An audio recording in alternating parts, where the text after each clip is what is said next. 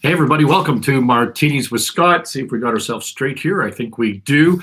Episode 111, just doing our quick daily touch base opportunity for you to ask me some questions. You can do it live. You can, everybody seems to send me questions on LinkedIn or on specific emails or private emails. I'm sorry. And I know I have a bunch of questions that I'm behind on. I try to answer everybody. But there was a there was a person that emailed me on LinkedIn yesterday, and I'm not going to give this person's name because they're going into an interview. But I am going to prioritize trying to answer their question as best I can, specifically because they're going into an interview. So I assume there's some urgency to getting this thing answered. Let me just walk you through the email. It says, "Hi, Scott. I'm a huge fan of your content. Came across your YouTube channel while preparing for my interviews and haven't stopped tuning in since. Rewatched most videos multiple times. Thank you very much. For an upcoming interview with a firm that specializes in turnarounds and restructuring, I was informed that there will be a 3-statement modeling exam. Strong grasp of how to analyze financial statements and build a 3-statement model from scratch is required. One of your videos, Olga, discussed financial tools required in a turnaround, and this was one of the tools. He's wondering if I can just cut to the chase here for you. He says, your input would be greatly appreciated on any way that he could study up on 3-statement models. So for those of you that are not passionate about Excel spreadsheets, you can tune out now. You can tune out, or you can sit through and be bored for the next 10 minutes. And as for my response to this, look, I don't have the time in this 15 minutes, or even if I dedicated a whole hour. This is a multi-day course on how to build a 3-statement model properly. So I'm going to give you some pointers, and I'm going to hope it sends you in the right direction. And I hope if you're applying for this job, you do understand financial statements, because if you don't understand accounting and financial statements, this becomes a really, really difficult task. So yes, 3-statement. So here's your tools for a turnaround. A 3-statement projection model, for those of you not from the industry, all that is an Excel spreadsheet that projects into the future 3 statements: your balance sheet, your income statement, and your cash flow. That's it, okay? And that is, if you look at an audited financial statement, that's what you're looking at. You're looking at your balance sheet, your income statement, and your cash flow statement. And that's what a 3-statement model is. That's your primary tool for communicating a turnaround plan. Another primary tool would be a 13-week cash flow. You will need to learn how to do that. And that's really it from an Excel spreadsheet point of view. And then you have the related writing, the related documents being the notes to the model, and a CIM, a confidential information memorandum, if you're out trying to finance this company that you're restructuring. Okay, so pointers for building this model. Financial models, I see this mistake a lot. Think of them as being top down, not bottom up. You don't start at the bottom. You don't start at GL account line codes and hard code and make a judgment on every single item. You got to make them top down. Why?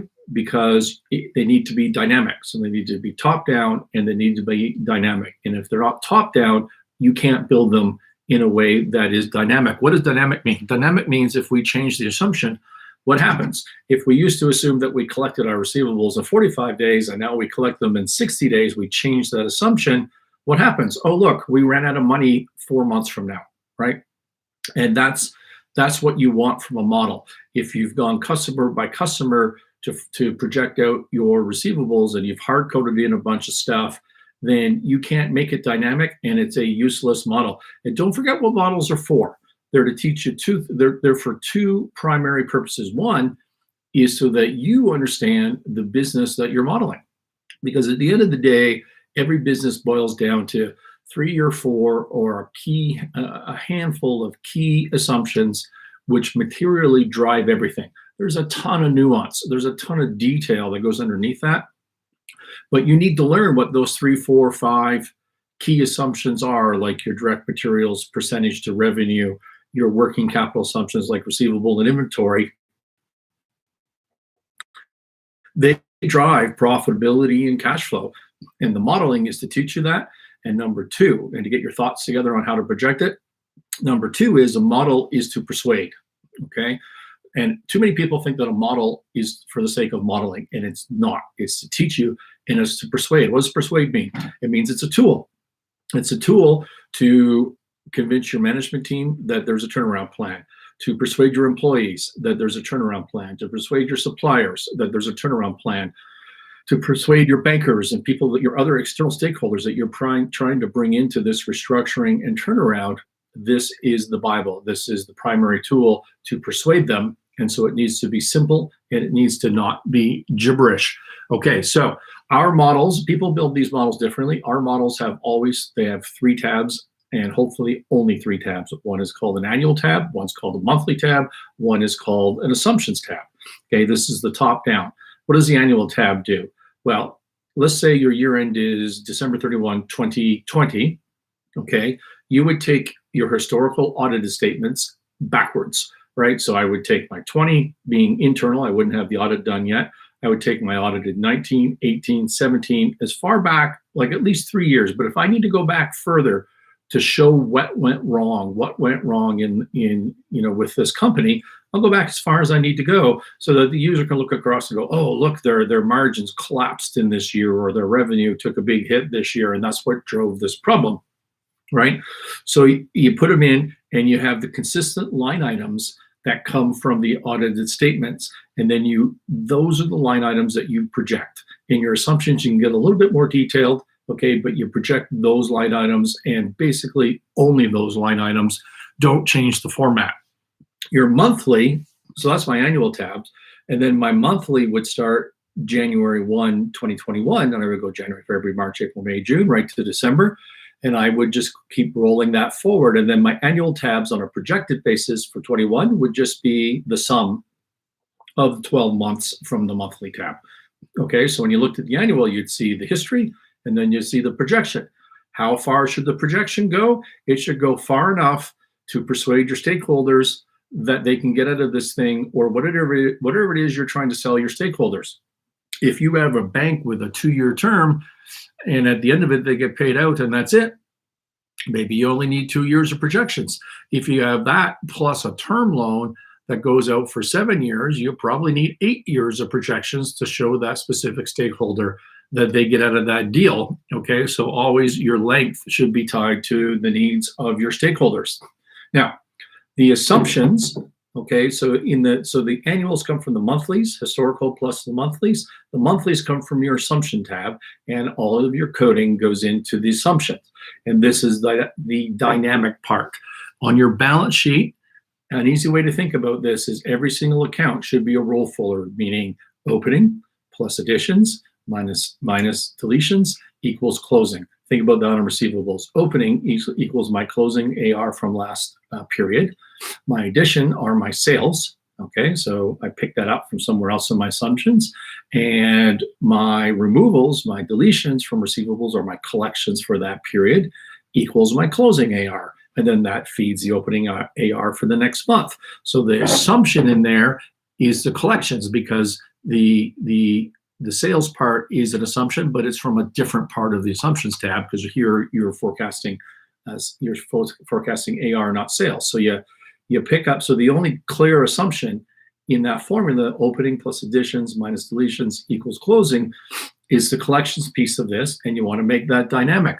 What does dynamic mean? You make it 45 days. You make it 60 days. Okay, and how you decide what that assumption is? You look at your history.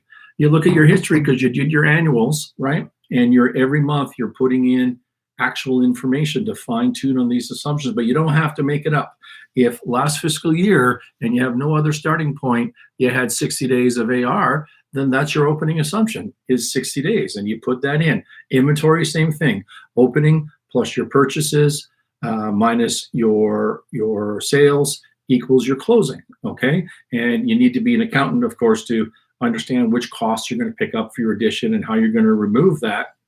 But again, your assumption that drives inventory is how many days of inventory you're going to carry compared to your direct materials cost or your revenue, however you do that assumption. Or do you get the guidance to start? look back at your actuals. You always go back to actuals. Making up assumptions is never the right answer. Okay, go back to your actuals. Don't get bogged down in too many details. This model is intended to be persuasive. Okay, you'll make it as simple as possible. And here's a trick for that. We do the model with the 3 tabs, but then our assumptions are written out in a Word document. Okay, our assumptions are written in a Word document called Notes to the Model. And on the accounts receivable example, what it says is, okay, accounts receivables are assumed, we assume that collections are at 45 days or 60 days, or whatever the assumption is. And if you can't write out that assumption really clearly in English or whatever language you're using, and your assumptions buried in the model, you're not being clear enough, okay? When I review financial models from my team, I don't even look at the spreadsheet. I trust that they've got their math right. I'm more worried about the assumptions, and I look at the Word document that I forced to come with it. And we have an internal second review process for the math part, okay? But the key to this is being able to communicate those assumptions. So think about that. I talked about the way to do balance sheet. The way to do the P&L is as simple as breaking things into variable and fixed. Your fixed costs, like your rent or whatever, you look to your prior periods for guidance. Your variable costs, you want to make them as dynamic as possible, and you want to break out this full absorption costing crap. You want to focus on contribution margins, okay? And that boils down into direct materials as a percentage of revenue, direct labor as a percentage of revenue, direct overhead as a percentage of revenue, freight as a percentage of revenue. Those are your assumptions. Those are your assumptions.